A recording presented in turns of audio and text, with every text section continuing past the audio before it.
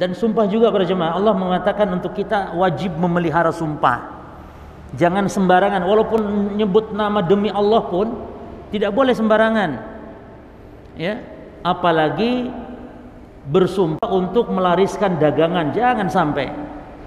Sebab walaupun jujur para jemaah, jujur ya, apalagi kalau dusta ya, walaupun jujur tapi sumpah dalam rangka berdagang, ini wallahi untungnya sekian, wallahi ini modalnya tok, pokoknya tok misalnya, wallahi ini barang supaya laris pokoknya, wallahi ini barang zen atau barang ini asli, padahal nggak tahu juga asli tidaknya, wallahi, maka ada beberapa dalil yang menunjukkan terlarangnya bersumpah walaupun tidak dusta di dalam rangka berdagang melariskan dagangan.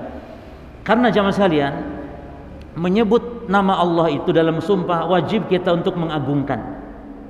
Sampai-sampai orang yang ketika disumpahkan dengan nama Allah namun dianya masih belum puas, maka itu nggak boleh.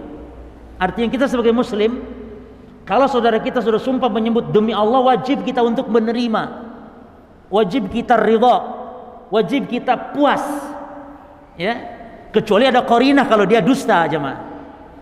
Tapi kalau seorang muslim sudah mengatakan demi Allah anak nggak ngambil, halas, wajib kita ridha, percaya sudah, kecuali ada qarinah dia tukang bohong. Sebab makanya Imam Muhammad bin Abdul Wahhab dalam kitab Tauhid ada bab khusus, bab man lam yakna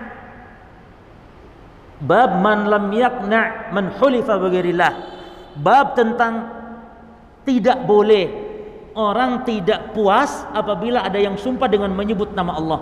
Dalam rangka apa? Dalam rangka ta'zim, dalam rangka mengagungkan Allah Subhanahu wa taala. Ya.